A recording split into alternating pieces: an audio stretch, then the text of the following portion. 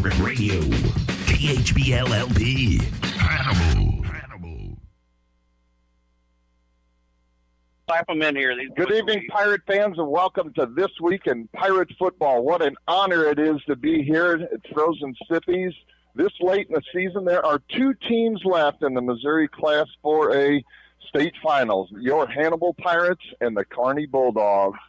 We're going to travel down to St. Joe this Saturday. It'll be an early kickoff, 11 a.m., and we are excited as all get out. We got a whole bunch of players here with us. Joe Thomas is sitting here.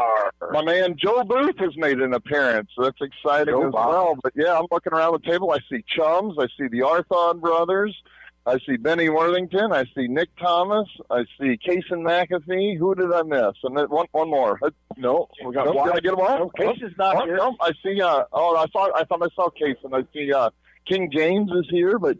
Yeah, Joe, how exciting is this? Well, and we got a holiday at the table, a Reed holiday. Oh, yep. Is that the player of the week or the year or the month? Or oh, my goodness sake. Boy, did he ever set the tone. Did he ever set the tone? Talking about a 96-yard touchdown kickoff return right off the bat. First kickoff return of the year, and you talked about electricity. I'm pretty sure his mother was body surfing in the stands out there. It was absolutely insane going on. But you know what? Let's just talk about the whole package. From Chums just absolutely brutally punishing. I don't know if Chums can read because on the scouting report it says that quarterback doesn't like to get hit. Yeah. Chums, I guess, can't read because he just smashed him all day long. He flat out introduced himself. I don't know about how good he's literary. He's got an IEP plan to get him back up to the 12th grade reading level. How about our quarterback, for goodness sakes? Passing touchdowns, rushing touchdowns, and don't forget he had an interception in his spare time. Yes, I mean, what kind of crew of guys we dealing with here besides just? But we talk about it week in, week out. We've had before when Aeneas was a sophomore. I think we've kind of misspoken about this a time or two. We've kind of been saying like Aeneas was a freshman. Aeneas was a sophomore when we went to state in 21. Yep. We had a superstar. We had a lot of great players with that crew.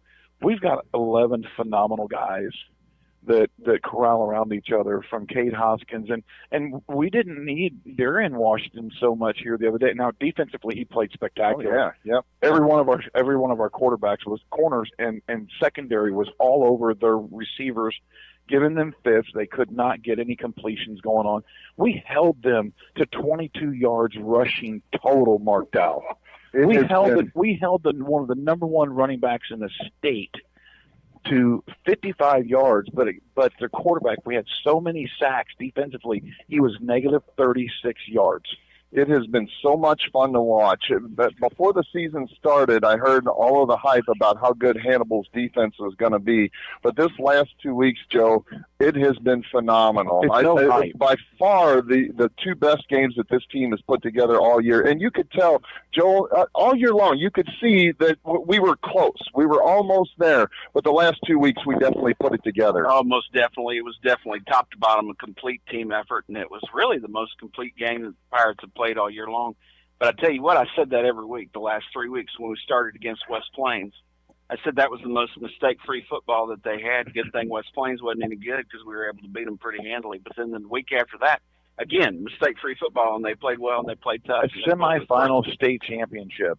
A shutout, 41-0, that just proves that team shouldn't have been there. I mean, we know what side's the weak side of the bracket. This is the first time since 2002, I believe, is what the report was. Since 2002, no team from St. Louis from Class 4, 5, and 6 absolutely is at the state championship. And they are crying. They're crying all over Facebook. Well, yeah, and I don't know why. I mean, they got everybody in the world on this. Yeah. They're the ones that are full on the board with that. That is true. That is true. Well, the other nice thing was that I ended up getting the St. Louis Post-Dispatch and read the articles down there.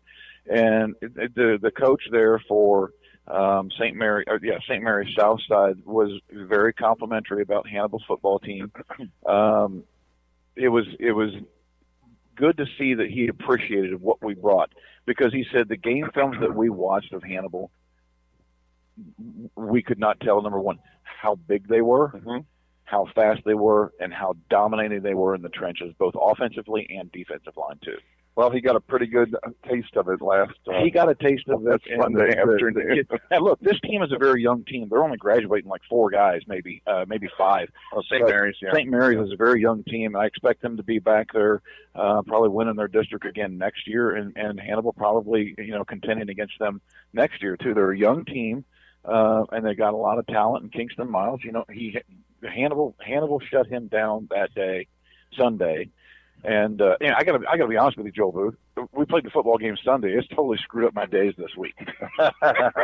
It totally screwed up my days this week. I didn't know what day it was. I was just hanging out. Mark, do you want to let's get some unfinished business, kind of like? Absolutely, Joe. And I know exactly where you're headed with this. We were so excited at the end of the game.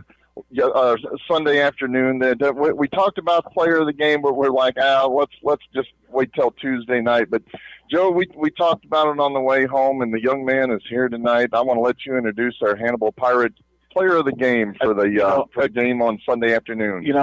Mark and Joel and Terry and myself and Alex, we've always done pretty good about. We try not to duplicate because we have so many guys that are present every single game, leaving it out there on the field every single week.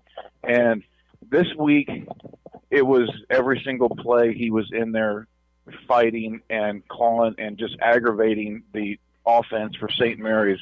And this week's KHBL player of the game is none other than Christian Chums Nyson. Woo-hoo! Chum, chum, chum, chum, chum. What do you think, Chums? What you did the entire game. As a matter of fact, I have some video clips. Well said. Yeah. I have some video clips of the game of you the other day, and I got to hear them saved on my phone of just not only that first big hit you put on him, and you kind of talked to me a little bit about post-game interview there, kind of trapped him. And he said, "Hey, they snapped the ball and they kind of stood around and gave me a gap, and I just put it to him, and he sure did. But that wasn't the only time, dude. There were so many times that you got back there and put pressure not only on him but Kingston Miles and everybody else. So, kind of talk about what your goal was for that game. They had a big O-line, but you were bigger. Yeah, they were slow. I just tried to take care of my gap and let the plays come to me. Nice. Well, and I think that was a very good game plan there, Chums, the way that you let that kind of plays develop, kind of come to you. And you have to play, you have to respect that running back that they had. There was no snow on the field that was going to hinder his footwork. It was thank goodness again to Herman High School, Herman, Missouri there for accommodating the game starting at 9:30 in the morning when they get a notification. Cheers to Herman. Really? They're going to host the 2:00 ball game. Drink to that. Thanks, big boy. And so, but when you shoot that gap, when you're covering what you're going to do, because you guys love to play assignment football, I think is the catchphrase that the Arthod brothers give us, the assignment football. You took care of your gaps there. And I saw routinely, time and time again, whether it was Nick Ferrer shooting in there for the first sack of the very first play of the game, and then Ben Worthington's in there, James Wetton's in there, Cade, Trey Hoskins, they're all coming in there making just plays there. Kingston was frustrated the whole game, and you were a huge role in that, man. So congratulations on this award tonight. We're going to have another one, obviously, here for the state championship, but for the season ending, I think it's a pretty big deal because every one of them thus far has pretty much, we've had a couple juniors with Cade and Darian, but not a sophomore. Yeah, for a sophomore, yeah, absolutely. There's no question about that. So it has been a long time. You are right there, Joel. I think that's a pretty significant deal, and your teammates should be proud of you for that. I'm sure they'll probably give you a little bit of crap for that because that's what your buddies do. Yeah. But nonetheless, you deserved it, man, and way to go and keep going because every single game, Chums, dude, you're getting better and better. Thank you. We better let him get a piece of pizza. Well, I was going to say, I'm better. I'm looking around here. Pass the microphone over to Benny. He's the only one that's not shoving pizza in his face there. But Benny, talk about. I know earlier in the season you were kind of injured. You were kind of banged up. Your toe was sore, and you weren't able to step up and do the kind of things that we've seen out of you the last 3 weeks. And just talk about that, how exciting it's been to be able to put the level of hurt on them that you've done here lately. Oh, man. I mean, coming in week 1, getting hurt in warm-ups, I know it's soft, but, I mean, it's great to be able to come back. I mean, I got hurt last year, freshman year. I mean, this year it's just amazing to take it all the way and just be this healthy this late in the season. It's great. So I said it. I don't know if I was online when I said it or not, but talking about Benny and how hard you hit, there's been a couple of guys out there that have hit probably harder, but I don't know if they've lasted as long as you have. So pound for pound, I think you're probably one of the harder hitting kids that Hannibal's had. Yeah, I'll take it. Absolutely. Is that just something you like doing? Oh, I mean, it feels nice. Okay. If Mary's kind of at home there and Mother Mary is telling you to kind of do something, you get frustrated, you try to go hit Papa Babs over here pretty hard. Yeah, I'll give him a piece of it if he wants to. Now, I noticed the last couple of games, and this is where I got excited, Ben, when you and King James, who's sitting next to you, met at the quarterback at the same time. It doesn't get any better than that. No. Oh, yeah. No, it's great. I mean, we got a buddy right there with me. I mean, there's nothing better. I'm surprised there wasn't like some centrifugal force that got interrupted in the universe. It did. It affected St. Mary's. Yeah, I think you're right. So, yeah, but, this is the other thing that I wanted to ask you about is talk about the preparation that you put into. I know none of you guys were on the team 4 years ago when we were in the Show Me Bowl. It's been a dream for you guys for the last 4 years. You got to talk to a few people that had played on that team and just talk about how special this is, for you being a senior and all. Oh, I remember whenever we would have been in like 8th grade or so. Yep. I mean, it was. Do you remember when they came through the school and that? Yeah, it was awesome. I mean, they would go through school. I mean, it was amazing. I mean, I thought these were the coolest guys ever. Going and playing the state championship, and now we get to do it. You know? I was going to say, Benny, you're that cool guy here on Friday. Right. Yeah, you got to go through the schools. Every one of those kids is going to look up at you guys. Everybody's going to look at Nick and say, my God, he's a giant. They're going to look at James and go, like, oh, my God, that's the guy that had all those sacks. And Wyatt, you're the guy that threw the ball over here to Flash Gordon with the orange shoes that goes down the field there so much, And Alex, look, Alex Arthod, dude, you're a stud, man. I mean, every single week you show out. And, you kind of said, if they throw the ball to me, I hope they catch it. You're getting it. I mean, you kind of got these sticky hands. Every one of the receivers I got a question for Alex. Pass the microphone over to Alex. So wait a second. So the other Alex? Yeah. I didn't know what you looked like. I think we need to start requiring these guys to wear their jerseys. I don't know who they are unless they have their numbers. So Alex, I know Wyatt was scrambling on your touchdown pass there. You found yourself open. He looked up. He saw you. You had a long time for that football to be in the air. You had to be thinking, here's a floater. Don't drop this ball. Tell me about that. Those are the hardest catches. I can usually catch the ones that are pretty tough, but if I get time to think, it's pretty hard. There's 1,500 people with their eyes on you thinking, no way does he drop this. And I was impressed. Yeah, I mean, he hit you. It was right in the hands. That's the absolute worst spot to catch it, right in the hands, right in the chest. And you miss that and the whole world goes, But yeah, that was a great play, and Wyatt made it. Yeah, but you got open. I mean, that was the whole problem there. Wyatt would tell you he's scrambling around, and I'm yelling, ask Joe, I'm yelling, run it. You got room to run. Oh, yeah, absolutely. He had to beat a couple of guys, but I've seen him do that before, and he looked up and was like, oh, dink, there it was. That was cool. Yeah. Oh, absolutely. Tell us about that play there. I mean, a little pressure, and I scrambled right. And, I mean, Alex is always open, 7-Eleven, I love it. 7-Eleven, he's always open. Yeah. Oh, my God. Just had to float it.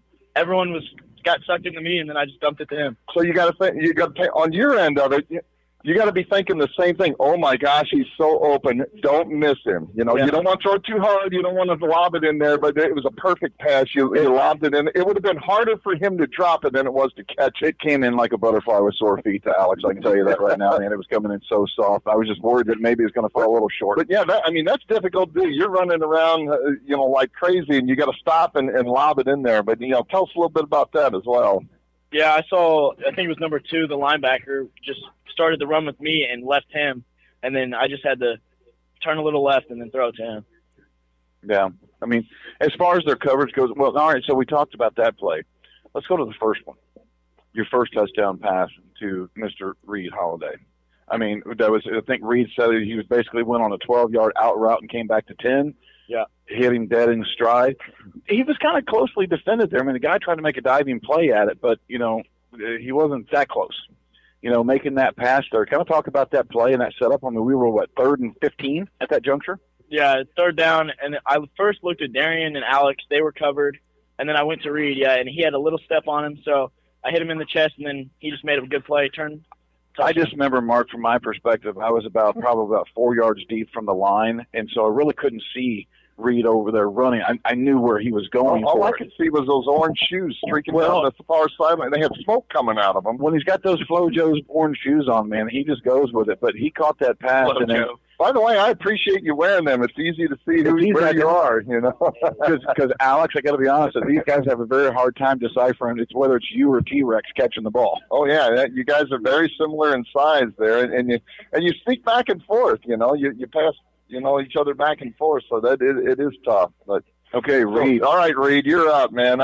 You set the tone. Now, how exciting was that when you got the ball on the 3-yard line and you look up and there's nothing but green in front of you? I mean, you had to juke a couple of guys. You pointed out a couple of blocks, but that had to be just exciting to see that field open up for you. Yeah, it was pretty surreal, especially in that big of a game. Like getting it and then just seeing the lane open up, and I just hit it in full stride, and then Ben gave me a great block at their kicker, flat backed him, and we were just off. You guys were holding hands about the 20-yard line, running in there together like you're skipping through the daisy. Yep.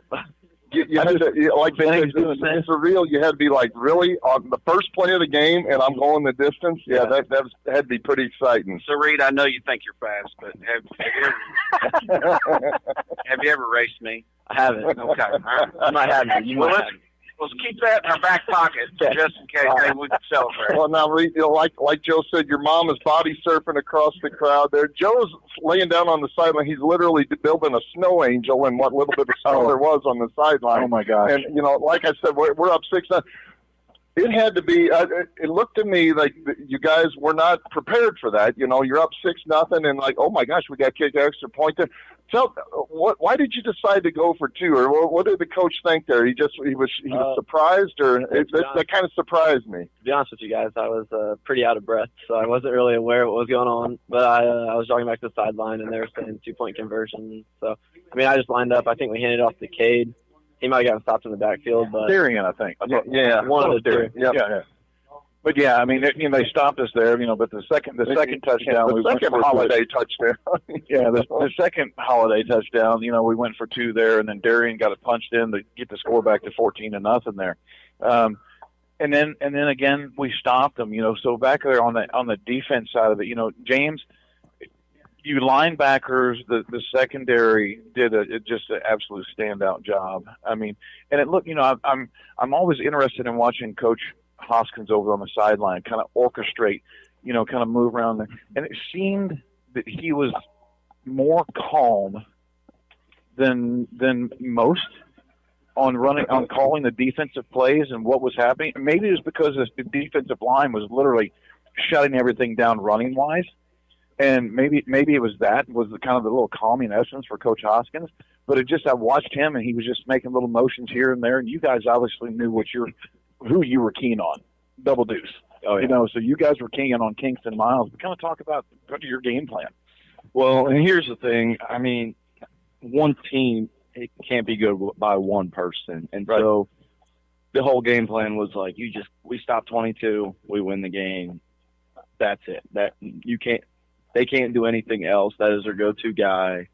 And that's exactly what we did, and the outcome showed it very well. Well, you know, you go back to the secondary. You know, we've played some good pass-heavy teams and good passing teams in the last 4 weeks. And this is fourth week in a row that we've had 3 interceptions. Now, I loved our 21 team that we went there, and we just didn't play as good as normally there against Smithville. But this defense that we have now, I'm sorry, 2021 team, this team I would take every day that we've got. It seems like our secondary is stronger and better, quicker, definitely better pass coverage. Mm-hmm. But I've never seen a high school team come out the last 4 games with 3 interceptions like we have shown. I mean, that's a testament of how tough you guys Or are. pitch a shutout in the semifinals. Yeah, that's unheard of. And it really just helps, though, when our D-line is just putting so much pressure on the quarterback. He is forced to make a decision, even though it's going to be a decision he's going to regret.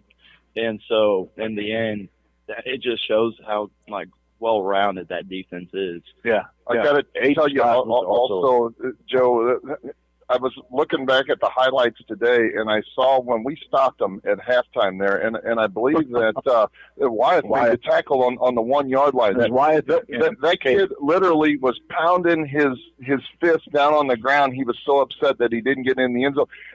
I'm not saying that they were going to come back, but it's a completely different game if it's 28-7 at halftime and we're kicking off versus 28-0. But totally different. Why talk about it? I mean, that was an untimed play. They got one play, and you were able to stop them at the 1 yard line. That was huge. Yeah, I mean, they had a little momentum with getting the flag on the kicker, and then they had the untimed down, and then they brought in 22 at quarterback and tried to run a little trick play. But, yeah, getting the stop at the 1 yard line really took away their momentum and gave us more energy going into halftime. Now, speaking of that roughing the kicker, I got to ask James a question here. So, all right, now, as I understand it, you were called for roughing the kicker. Is that right? Or who was called for roughing the kicker? Yeah, it was Kate. All right, because I was going to give you a hard time. I was like, what the heck here, James? I mean, last week it was the face mask, and now it's a roughing the kicker. What's going on? Well, my job on PAT was to run right through 22. That's what Hopkins told me to do, and he goes, you do not let him get past the line. You put him in the dirt. So, and on that play, I noticed that 22 Kingston, he threw the ball a little low. If he hits that guy in stride, it's a lot harder to make that tackle there, Wyatt. So, folks, I'm going to send it back to the studio for a couple of minutes. We're going to let these guys catch up and have a little more pizza. When we come back, we'll talk about this Saturday's matchup against the Kearney Bulldogs for the Missouri Class 4 State Championship. You're listening to This Week in Hannibal Pirate Football on KHBL 96.9 FM. The employees and directors of F&M Bank and Trust Company thank you for rooting on the Hannibal Pirates on KHBL Radio. Since 1870, F&M Bank has been cheering on Hannibal. As the Pirates settle into their new home, F&M is happy to be a part of this new era of Hannibal Pirate football. Together, F&M Bank, along with our customers, have been and will continue to be a part of progress in our community. F&M Bank and Trust Company, Hannibal's biggest fan. Go Pirates! Thinking about retiring? Let us help you prepare for your tomorrow. At Benson Financial Group, we help you establish goals aligned with your values. Our professionals will build you a plan so there will be a smart place to get your money when you need it. When tomorrow becomes real, make sure you enjoy it. Our advisors would be honored to guide you as you plan your future. Benson Financial Group, built on trust, dedicated to service. At Blessing Health, our pediatrics team is with you and your family in the moments that matter most. From first steps to growing up healthy and strong, supporting their passions as their biggest cheerleader, and guiding them towards their dreams. Blessing Health, with you every step of the way. Visit us at blessinghealth.org to learn more and schedule an appointment today. This is Marcus Allen, the owner of Frozen Sippies at 108 North Main Street in historic downtown Hannibal. Frozen Sippies offers a family-friendly atmosphere with frozen slushies for all ages. We're proud to carry Papa Murphy's Pizza for dine-in or carry-out. We have pool tables, dartboards, plenty of space to host private events, including bridal showers, birthday parties, and more. Phone number is 573-603-1113. Frozen Sippies, bringing a taste of paradise to your hometown. I'm Jordan Foey. And I'm Brad Kurz. We are your Edward Jones financial advisors in the Hannibal region. We're all about financial investments, but we also value the investments of time, patience, and encouragement that our young athletes receive from their coaches and teachers. That's why Edward Jones is a proud sponsor of Hannibal Pirate Football on KHBL. For all your investment needs, 573-221-1302 or edwardjones.com. Edward Jones, member SIPC. Welcome back, Pirate fans. We are at Frozen Sippies at 108 North Main Street. We're talking with the Hannibal Pirate players. The won the semifinal game 41-0 over the St. Mary's Dragons on Sunday, and they are headed to the state championship against the Kearney Bulldogs. Kearney, this will be their 7th trip to the state championship. Joe. Yeah, that's big, Mark. I mean, they won it in 2023. They lost last year. They've returned, but here they are returning back again. They've got a strong defense. They've got Nicholas. What are the twins' names? What's their last names? Beaver Twins. The Beaver Twins. That's right. The Beaver Twins. They're both actually signed to go to North Dakota, I believe is where they're at. I believe that's where they've committed to.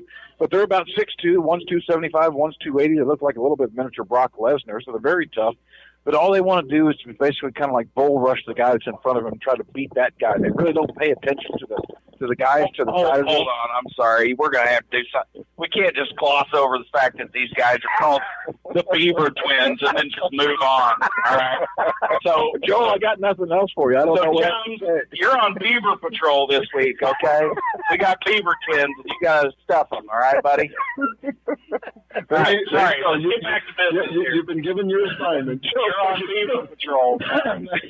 Jones, I'm good to go. Take a couple breaths after that one, Joel. Or a couple drinks here. Nonetheless, so Nicholas, offensive line, as the coach from St. Mary's said, the offensive line, you guys absolutely controlled the trenches there. Your running game was fantastic all through the game there. You guys put up yards. Cade had a phenomenal game there. I think he had 84 yards in the first half. Obviously led off with a 48 or 49-yard touchdown run. Right, he actually said that was the biggest hole he's ever seen in his life. And that's a true testament of how strong these guys are. And the other guys, and another thing he said you don't realize how big they are. And obviously Nicholas is the biggest one there on the line at 6'6" and almost 300 pounds there. But Nicholas, 299. You got 295. Nick Rosen's shy of 300 pounds. Well, after he took that last couple bit of ice cubes out of that slushy, he hit at 300. But talk a little bit about your game plan and what you guys did to come out of this so well, and you guys control that offense. They weren't small. They had good-sized backers that were coming shooting up there. So kind of talk about what you guys did and what your principal goal was this last week against St. Mary's. We didn't really change anything. We knew that they had a couple weak spots on the D-line, but they had one real stud nose tackle that played the two-tech all game. Right. And Phil had his work cut out for him. That kid was a stud. He made a few big plays, stopped us in the very first 2-point conversion of the game. Right. But, we didn't really change much. Did what we've done all year, controlled the game, moved the guys in front of us. We're bigger, stronger than they are. We can push them back and create lanes, and especially when our guys all on the offensive line are pretty athletic for our size, we can do a lot of stuff. Well, and that's the thing about it is being that offensive line guy from Patrick and then Phillip and Noah and Aiden and yourself. You guys are never seeing what's developing behind you. You're never seeing that pass go out from Wyeth. You're never seeing Cade running up the gap there next to you. You guys have so much trust in Wyeth, in Cade, in Darian, whoever's running the ball. From Trey, you guys have to have that so much more trust in doing your job. And when you guys do that, I think Alex and Patrick like to use the term assignment football. And when you guys go at that and you do your assignment football, everything kind of takes care of itself. Yeah, I have a lot of trust in Wyeth and Cade and them. And so you're just doing your job that's in front of you, what you got to do. Yeah, so if I can do my job and put my trust in them, I know they'll make the plays behind me. And that's the thing that Joel Booth, the guys that have never played that, being in the trenches there, you see the backs, you see the guys always scoring there and kind of getting the crowd pumped up. There's no getting the crowd pumped up if the offensive line is not doing their job. You got to have the Hoagies, boy. And the thing about it is like what I said the whole game the other day was St. Mary's hasn't seen a guys that are your size and speed, right? No, I think our O-line is sneaky athletic for all of us. sneaky athletic.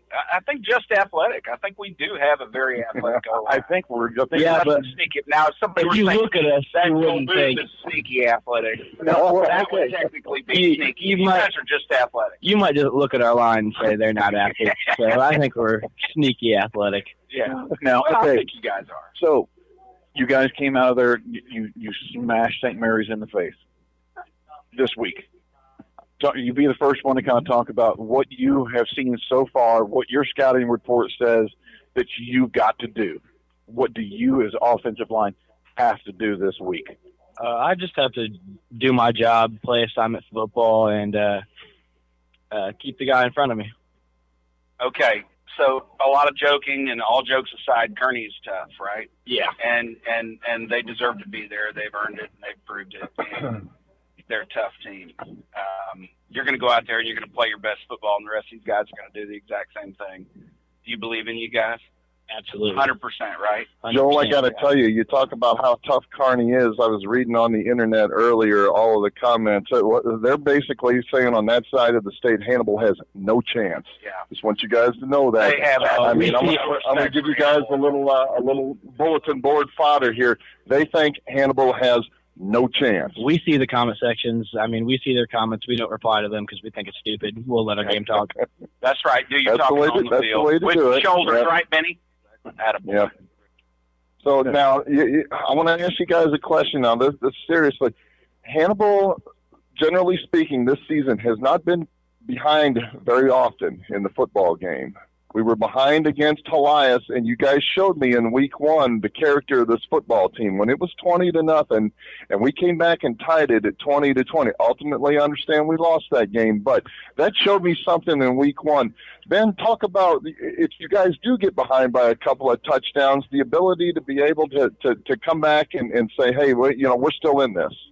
Oh, I mean, yeah, we're going to keep playing the whole game, you know. Go ahead, Benny. Go ahead, Benny. We're going to keep playing regardless. I mean, even if we do get down a couple scores, we know we're not far from being still in it. So, I mean, all it takes is a couple more scores to get back in the ball game. Couple stops on defense. I mean, you're right there. Well, yeah, and again, that's exactly what happened at Hawaii. It's down 20-0. I've seen Hannibal Pirate teams before, Joe. They just tuck their tail between their legs and go away. We did not do that this year. No, we didn't do that at all. We fought there against Fort Zumwalt West. Probably should have came out of that game with a different outcome. But it was a little slow starting off there with I think everybody had maybe just a little bit of like pregame still jitters, nerves for that game going on down there. Oh God, I'm sorry, I got to interrupt, guys. I got to tell you something. So a good buddy of mine commented on this live feed here. His name's Arlo Baldwin, Clayton Baldwin. And he said, good luck, Pirates. Best of luck from one of the captains of the undefeated 1981 football Pirates. That guy didn't get a chance to get where you Yeah, what a shame that that team was undefeated and didn't get a chance to have the opportunity that you guys have in front of you right now. You guys really do carry quite a burden. I mean, just take a second to realize how many Pirate football teams have gone before you. I mean, Hannibal has one of the storied classic programs in the state of Missouri, and you guys are able to represent that program at the state championship this year. And really, when you think about it, we've only ever been there. This is our third time only to be at the state championship. Let's see, which one of you guys wants to address that? And pass it around. Who wants to talk about that? Seriously, what Joel was saying, this is our football program, what is it, 1897 there, Joel? Absolutely. That it goes all the way back there. This is our third opportunity. Let me just put it to you like this. You all have a football banquet that is older than some of the football programs in the state of Missouri. Yeah, we believe that this year is the 100th year banquet we've had. I believe so. That's what it is. I think that's why it's also it's just kind of a special year too. How exciting would it be at that 100-year banquet, Joel, if we could gather around and take a couple pictures around the state championship trophy? Well, I tell you what, Mark, I planned a lot of football banquets, and the guy that I took it over from was Bobby Heiser, and I know that he would love to be here right now. I knew that he would have loved to have been there in 21, and the guy that he took it over was Doc Porter. So there's only been 3 people that have planned the football banquet, Doc Porter, Bobby Heiser, and myself. And I know that they would, and I think maybe even Mr. Went and a couple, maybe even Dr. Doc Porter, yep. And I think, didn't your father wasn't he a Lion? He was in Lions Club as well? He wasn't? Okay, well, I thought he was. But yeah, what James, talk about that a little bit. I mean, have you thought about, of all the history of the Hannibal Pirate football team, you're one of the few teams that have got a shot there to bring the final trophy home. Well, I mean, Coach G even was saying this at practice, but not that many kids around the country has been given this opportunity, and the coaches were not even given this opportunity, and they were very expressive about how you don't realize what opportunity you guys have and how few of kids play. Well, and that's the unfortunate part of the way that it shakes out. Only one team gets to finish the season with a victory. Everybody else goes home a loser. So, yeah, talk a little bit about that as well. I mean, that just kind of puts that extra pressure on. I mean, maybe some people, they're just happy to get to the state championship, but I mean, nobody wants to go all the way that far just to lose. I mean, well, I heard Coach G talked about it at the end of the game. He said, hey, this is just another game for us. So that's the way you guys got to look at it. This is just like playing Kirksville in week 5 or whatever it is. You got to prepare. There's no question about that, but you got to have confidence. But yeah, this is just another football game. Hey, the gravity of the situation is serious. This is a big game. It's a tough game, but you guys are going to show up, and we're going to ride our yellow bus there. You know, we ain't the fancy schools that get the expensive stuff, but by golly, we're going to be there, and we're going to do it right and be tough while we're there. And they're going to remember us. Win or lose, they're going to have some bruises. I think they're going to be Sunday. surprised at how many Hannibal Pirates head over to St. Joe for that game, Joe. They're going to pack the stands because it's only about 45 minutes or so from Kearney to get there. So they're going to pack the stands there. But I think the Hannibal Loyal is going to be over there in full red and black for that game, Mark. I have no doubt. We're not going to have any more snow from the rest of this week to get there, so it shouldn't inhibit anybody from driving all the way across 36 to get there. And by golly, you got to get there and support these guys. Yeah, that's for sure. Support these guys, because, the thing about it is, I've seen all these kids come by the house and they hang out and they're just the best of friends and they're hanging out and stuff like that. But, can they eat? I was going to say, Joe, that was impressive. I just watched Alex pick it up. That was kind of a reverse there that he did. That was the neatest thing I've ever seen. He slid that slice of pizza over. That's what they do. It was like a reverse jam there on the basketball court. I am impressed. That was like a drill, man. Have you practiced that? No, it looked like it was completely improv there. That was incredible. Yeah. I'm telling you what, you're talented. Yeah, that's why he catches the passes so well. 7-11 over there. Well, and, I'm not going to say anything that's out of line here, but I am going to say something that's probably everybody that's watched Hannibal football for a really long time has heard the name Arthod. So, hand this guy and his brother there the microphone. Oh, St. Patrick's avoided that microphone like the plague. You got to understand, though, he is the spine of the offense, so he's a little bit more tired than everybody else. I graduated with your Uncle Kevin, quarterback, and I heard about your Uncle David. And is it your Uncle David? No, it's Dad. Your dad, David. And I heard about your uncle that lives in, Maryland? Boston. Yep. And I heard about the Arthods, and I knew your grandfather, and I know your aunt. She was the same age as my sister. And when you talk about Hannibal Pirate football, Arthod's name has kind of been around for a long time. I mean, how cool is that to be able to play not only for the team that all of your families played for, but your dad is the coach? Well, Joel, not only that, but their first cousin, Ryan Ross, was on the 21 team. He was out there, and he kind of came to see me on the sideline after the game was over with. And I said, the last guy to wear 72 was Ryan Ross that went to the state championship there, and now my little baby boy's going to wear 72 also. So it means a lot to me for that aspect of it. Yeah, I'm sure Ryan's smiling from Kirksville. So tell us about that. So, I mean, it's really just a tradition. Everybody's played Hannibal football, but, I mean, I don't really know what to say. Just another day at the job, huh? It's just how it's always been. There's always been a Pirate playing football. That's cool, man. Yeah. That's neat. Well, when you talk about all the different families that have played, you guys carry that tradition. You represent the people. So in your line of work, where you are with the football team, what are you going to do on Saturday to help your team succeed? I mean, I really think we're just going to go out and we're going to play assignment football. There you go. I knew that. And If you lob that in there just like big old softball, Joe. I know if we get down at halftime, I know we're going to come out. We're going to ball regardless. Attaboy. You know. So tell me just one quick thing. Tell me the position you play. I play center and defensive tackle. So you're a hoagie, huh? Yeah, I am. Does that mean you're one of the core foundational members? He's the nucleus, Joel. So, buddy, if it wasn't for you, that's right. If it wasn't for you snapping that ball, the ball wouldn't go to the quarterback, would it? No, none of these touchdowns would ever happen if I didn't get the ball back there. That's the truth, man. So, I mean, essentially, if it wasn't for you. Yeah.